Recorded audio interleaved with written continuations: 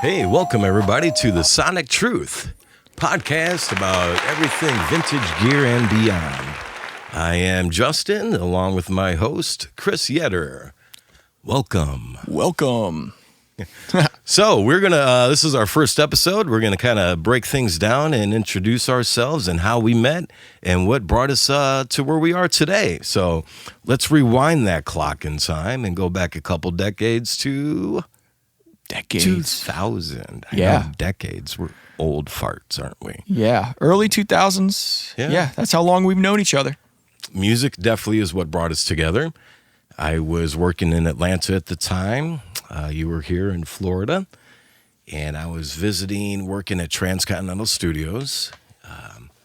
Well known for being the boy band studio here in Orlando, amongst other things. Notorious. Yes. Very notorious. Very notorious. So we just did music there. I promise that was all. So that's all we wanted to do there. Absolutely. So when I was there, I had a chance. I met a British lady by the name of Jillian, and she had mentioned to me that there was this group that she was working with from Daytona Beach. And I'm like, well, my family had just moved in that area. I'm like, maybe next time I come to town, I'll come and meet with the guys. And sure enough, it was a few months later, we came back and we met in a smaller town just east of Orlando called Sanford. And it was there I met Sean, who at the time was a drummer. And I think it was you and Glenn, which is Sean's brother. Yep. And I think you guys were on the hunt for a singer, if I'm not mistaken. Yeah. Always seems like we were on the hunt for a singer or between them. The rotating chair of being in a band. Is it the drummer this year? Is it going to be the guitar player? What have you? But yeah, that's how we met. And gosh, in the past 2 decades, we have worked together in the studio. I have done a lot of live sound, monitor, front of house with you guys throughout the years in Florida. And, we've hung out and really become good friends throughout the years. So I'm excited that, we're doing new things together. We're kind of branching out from our musical element, staying within the musical element, but maybe not so much on the creative side of the musical element, but still catering to our passion, which is anything revolved around music or audio or really media or entertainment, allow you to do what you love to do, pretty much. You know it. Yep. So, with that being said, doing what you love to do, what was that transitional point for you to say, hey, maybe the creative thing isn't paying the bills as most of it has experienced throughout the years in the music industry? Well, I mean, for me, it wasn't about being making equipment to get out of the creative field. It was to fuel the creative field. It was, I can't afford this vintage piece of gear, so let me build one and find all the vintage parts and do that. And then, I'll have this and it'll make our record sound better. Right. That's how this all started. And it just sort of snowballed into, wow, other people want these tools. Other people need these tools, and they need them for a really good price, you know, and everything, the cost of, anything related to the creative fields, how devalued a lot of things have gone, Ooh, so absolutely. It really just started that way. It started just out of necessity, Well, I can recall many of nights years ago doing live sound with you, and we would take a break. I know you're going to hear the story a million times. 1,000,001 we'll add to it. And I can remember all the guys hanging out, going to the bar, taking shots, smoking. So I was there with them, and everybody look around like, where's Chris? He's in the van. Like, what's he doing? So me and another gentleman, a good friend of ours, rest his soul, Jamie, were really the only two who were kind of like the gear geek heads who had a passion to kind of understand really what's going on with this piece of equipment. Why does it sound the way that it does? So on these band breaks, I think they're like 15, 20 minutes long. And trust me, we would treasure those 15 or 20 minute breaks. Oh, they were gold. Yeah. So lo and behold, I'd come in the van, low lit light, if light at any. And there you were sitting in the captain's seat of a 83 Astro. Oh, it was like an Uncle Rico van for sure. It was gangster. Yeah. And there you were just researching, just hours, well, not hours, but minutes on end on your break but it would happen every time we were doing a gig. It happened on the way to the gig and leaving the gig too, especially coming back from Orlando or wherever we were driving from, And so there's always that, the saying is like, wow, your success, it just happened overnight. And from the surface, it may look like that way. And, especially for people who haven't embarked upon a long career path yet, there's so much more to the story than what's on the surface. And, the hours my boy spent in that van, people may have looked at him at the time like, oh, man, he should be hanging out with us. Why? Guy was educating himself. And now it has turned into a beast, and it has turned into a dream job for most people. I know a dream job of mine would be able to say, hey, guys, I can hire my friends, right?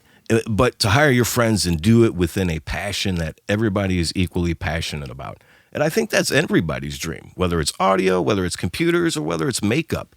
No matter what your passion is, to do it within your collection of buddies, that is a win-win in itself. For sure. And what's great is, not only are a lot of people that work here friends, but they understand everything to do with this equipment and how to make it and, what its end result will be. It's not just like somebody's like, let me punch the time clock, and they get equally excited, Yes.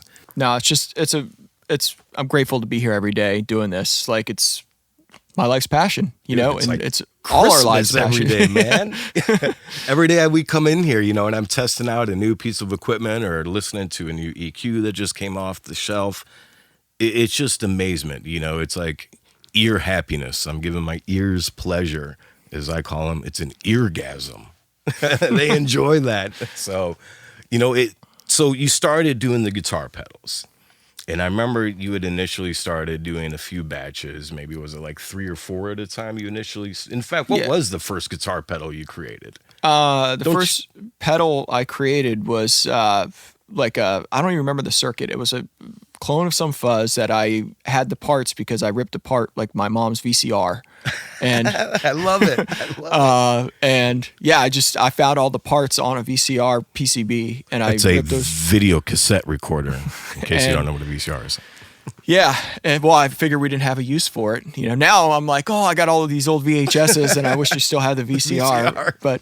And then I built we literally started. Yeah, I didn't have the money to even buy like a couple cent parts that back then. In the mid 2000s when I started.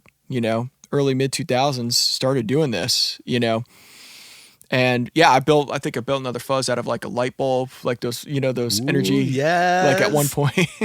But I think the first formal pedal I built was like a Rat, and nice. and I sold it on like eBay back then, and someone was like, "This is awesome," and that just was like the biggest confidence boost to just keep going. That somebody actually dug something I built. So absolutely, and I think that's the greatest form of gratitude. The satisfaction of when somebody says, "Wow, thank you." That really satisfied what I was trying to achieve. And it's that element of it. It's like yes, and then it makes you want to do more. But there was one pedal. In fact, wasn't Tommy a part of this initial batch? By the way, Tommy is our mascot. He is he could be a little bag sometimes, but that's okay. We respect his opinion. Does he want to say anything? Is he feeling up to it tonight? Oh, Tommy. There. Oh, ooh, that little. Now, how did Tommy come to life? Tommy actually was born out of. We had a tour we were doing up the East Coast, and I wanted something unique for this tour. And we actually had like a robot as part of like the album artwork. So I found a toy robot. I drilled a hole in his head, and I put a photocell up there and turned him into drilled a hole in his head. The poor guy. And I turned him into an optical theremin. He's got volume and tone control, and he's got an octave switch on him as well. So saved his life ultimately. Yeah. So Tommy 2002, I think, is what the toy robot was called. I can't recall. I think it's still blazing 2002 on the front of it. So I love it. Yeah, it's pretty rad. Well, I'm glad he's going to be here at every show with us because I need somebody to argue with every now and then. He seems to be like one of those. He kind of looks like I don't know if you remember Flash Gordon from the late 70s. I don't hardly remember it either, but there was a mean guy, a bad guy that had the lights like him. Could be mistaken with the early Tron. I don't know, but Kicking it back. yeah, taking it back. I'm early 80s. So all right, well, late 70s here. I'm like G.I. Joe, Transformers. No, I could dig some G.I. Joe and some Transformer stuff, no doubt. But Tommy, yes, we love Tommy. And getting onto the pedals, there was, if I'm not mistaken, a salt and pepper shaker pedal. Is that right? Didn't you have a salt and like pepper a McCormick? shaker? A McCormick? Pepper, yeah. Yes. And Is that? Do you have that around here somewhere? Yeah, I think it's on my pedal board over Is there. it? Somewhere. Okay. It's like Well, we may have to break that out and show these guys later. But he actually explain it. No, I just built a crazy fuzz circuit inside there, and I had all the switching on my bypass switches on the bottom of my pedal board, so I didn't even have to like add a foot stomp switch or anything. It was really easy. Trust me, if you're at the regular gig at a regular restaurant out on the porch, and you got a customer just walking about, and he's had a couple many two drinks, maybe he's hungry, he may look down at your pedal board and be like, I could sure use some pepper on my fries or fish. Let me grab some of that. I mean, the thing looked great. It was really cool. But back to the pedal boards, it transitioned then into not only one board, but didn't you build, wasn't it Jamie that needed a board for his on-stage performances? Yeah, there was like an old light, like a Chauvet light box. I like built like 4 pedal circuits inside of, and like just we would switch between all of them, like just crazy. And I remember the bass day, fuzz circuits, the week that Jamie had gotten that from you. I mean, guy was an amazing bass player. He's very well missed. But I tell you, when he had gotten that, he treated that like that was gold. And then after the first week, it was back to treating everything else like normal. But the first week he had it, he treated it like gold. Oh, and yeah. He was very proud of that thing. Yeah, and it was one of many. And then there had to have been a definitive moment, though, right? So you got Tommy the Robot, you got all these guitar pedals, you got the McCormick Pepper pedal, you have now Jamie's pedal board. And then somewhere along the way, you decided you wanted to jump into vintage audio gear.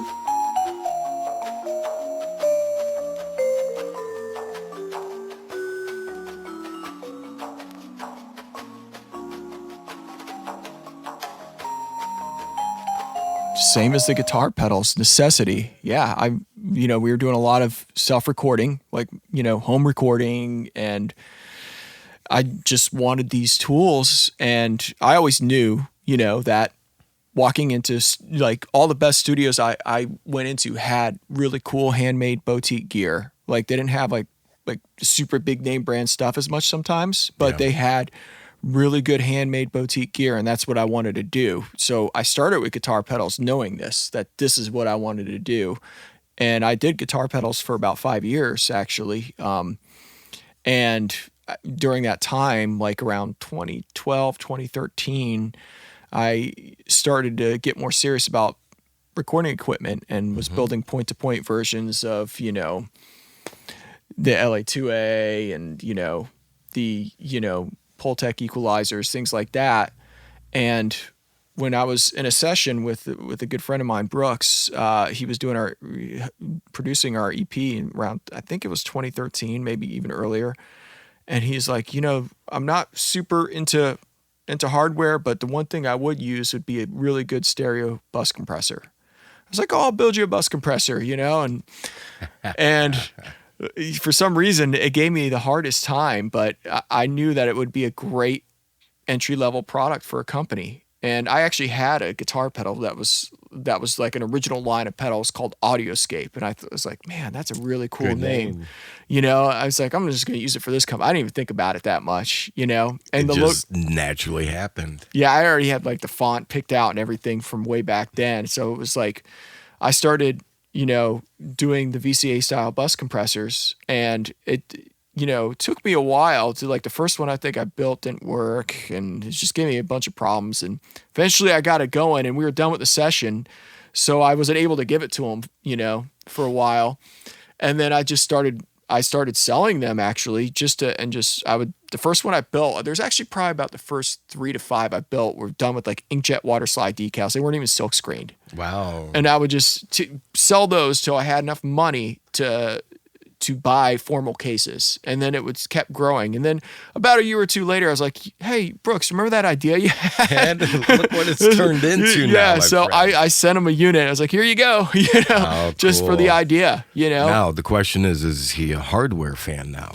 I believe so. All right, yes. good to hear. He's got a tape machine. He's more hybrid, still, from what Nothing wrong with that. Nothing wrong with that at all. What he's told me. But yeah, great dude. But yeah, that's how it started. And then it was just, then the Opto, then I think we did the MEQ third and it just snowballed. We just kept going at it. And it wasn't like, oh, let me build this new product to satisfy. It was just to satisfy myself. Like I wanted to achieve like what's next. A new challenge. And it's still like yourself. that to a certain degree. It's like, I really enjoy product development and like learning every little Easter egg that's in the, old schematics out there and things like that. I also enjoy original design as well, but I think there's something to be said for these classic circuits that they're still super relevant. It's not like anything's pushed them out. No, not at all. And that kind of, leads us into what I was going to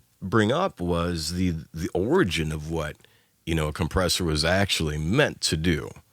Right. Yeah. I mean, there's a few theories. I'm not old enough to date myself that far, but there are some theories out there. The main one theory obviously is, before they were going to give it to the label, or specifically at the time, the promoter who was going to take it to these jukeboxes around the country, they wanted to slap it on something to let the consumer hear it first before they committed to it and before they would master it.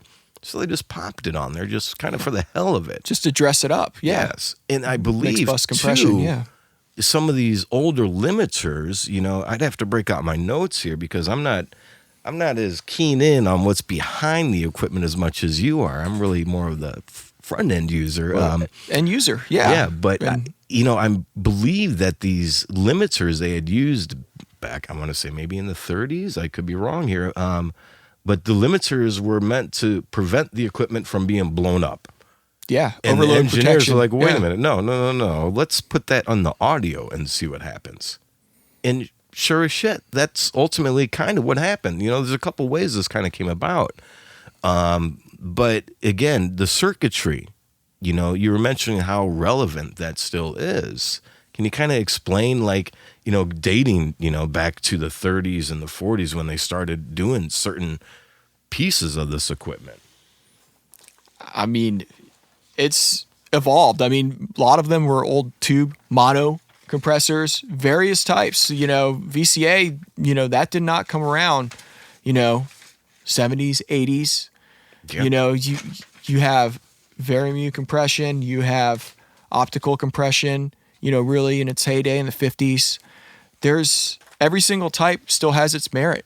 Yeah, today's day and age. I mean, and that then brings up the next question. Somebody always, well, what kind of compressor should I get? It's like, well, short answer is all of them. All of them, right? That's the best answer. Same thing with what type of car should I drive? It all depends. Your terrain, how far are you driving? How many people are in your car? How fast do you want to go? How slow do you want to go? How sharp do you want it to turn? Same thing with the audio. Well, at the end of the day, if you're a carpenter, you don't go, what kind of screwdriver do I get? It's like these are all precision tools that are used when you deem them, necessary with the proper source material. So having an arsenal is really where you want to be, even if it's hybrid, and start sprinkling it in. And I understand those questions, like, what do I get first? Right, yeah, exactly. And that, again, pertains to what are you trying to achieve? And again, everybody's, there's a saying, not a saying, but there is a method of describing music in colors, right? Or in terms of, you need something a little warmer, need something a little more brighter. A lot of people reference that vintage sound. What is that vintage sound? To me, I believe it's just more the hardware aspect of it, the circuitry, the fact you actually plug it into electricity. There's something about that. Yeah, bandwidth limited in the best ways possible is a good way to describe it as well. Like squishing, the low lows and the high highs, and everything that makes music pleasant is what you get the best of in that frequency range with. Now, I'm going to share a story. When I was an intern, I interned at Platinum Post Studios in Orlando, Florida under Gary Platt. Gary Platt was the co-founder of Full Sail. And at the time, we were working on John Phelps' album, who's the other co-founder of Full Sail. So my first 6 weeks as an intern, I was assistant engineer on both owners of Full Sail, recording his album to pitch it and trying to get a record deal. Lenny Castro, the percussionist. Jeff Pivar, one of the best bass players I ever met. Many session players. And then there was a gentleman in there. He was producing. He was Shep Pettibone. He did a lot of Madonna records. And he and my boss, or at the time Gary Platt, walking around the room, and they were plugging in this guitar amp into different electrical outlets. And I could be mistaken. It may not have been Shep Pettibone, but I believe it was. And they came to this one outlet within the control room, and they plugged it in with this coffee maker. And they're like, that's the tone. Me, I'm 19. I'm sitting back in the couch. I'm like, what tone? I don't hear anything different. Well, after the sessions were done for the day, the second engineer at the time, Ken Latchney, rest in peace, my friend. He's like, yo, let's break out the meter, the multimeter, and let's see what these guys were doing. It's like, 'cause I really didn't hear anything either. Yeah. And he had 10 years experience on me.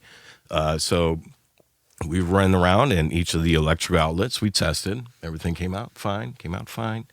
We came to the one with the coffee machine in it. Again, I'm not an electrician or know too much about it, but I know that meter was not reading right. My boy was like, well, that's weird. I'm like, what? You guys, this is off. He's like, this outlet should not be powering as much as it should. Yeah. Something was going on in that circuitry that gave that guitar amp a certain tone. Yeah. All right. So when people say, I can get that with my plug-in, I have to say in some occasions, try, because there are certain tones that you just cannot recreate. And a lot of it is done by fault. That leads to something we'll talk about in the future about the 808 drum machine, how that was mistakenly designed. So again, it goes back to this, tangible aspect of this hardware that is going to give a certain element to your music, to your sonics that you're trying to get, Most definitely. Yeah, I could imagine if it was spitting out a higher wall voltage, the circuit's going to run at a higher voltage when it converts that power transformer, It blew my mind. It really blew my mind because in all honesty, I'm like, what the hell is an outlet going to do with the color or anything of a tone? And it did. Yeah. Enough to where these two guys heard it and everybody else in the room looking at each other like, what the hell when you first mentioned it, I thought they were just trying to find the quietest outlet. Right, yeah. Sometimes that's they were that's a thing, for sure. And especially in a lot of home studios, finding good, clean power. Clean. Yeah, I agree. That's a thing in itself, man. But to, I guess, sum it up, so the bus compressor led to many of other things, and now, Audioscape is into podcasting, and there are many other surprising things on the horizon that we will share with people in the future. But I guess we'll close this episode out with thanking everybody for taking the time to listen in and viewing in, and we'll try to be a little more organized next time. I think we're getting the hang of it. Yeah, for sure. We're getting there. Yeah, Bear with us. Tommy, our friend here, he doesn't want to talk right now. Oh, yeah, he does. That noisy little prick. Gotta turn him on. Oh, yeah. All right, okay, we'll shut him down for the day. But it's like the most annoying sound in the world. He is, right? These photocells up here. So, yeah. But, hey, Chris, on that note, man, I will catch you on the next episode. And would you like audioscape.com? Is that proper? Audio-scape.com. And you can find us on The Sonic Truth on YouTube and on all podcasting platforms. Until then, stay creative and be well.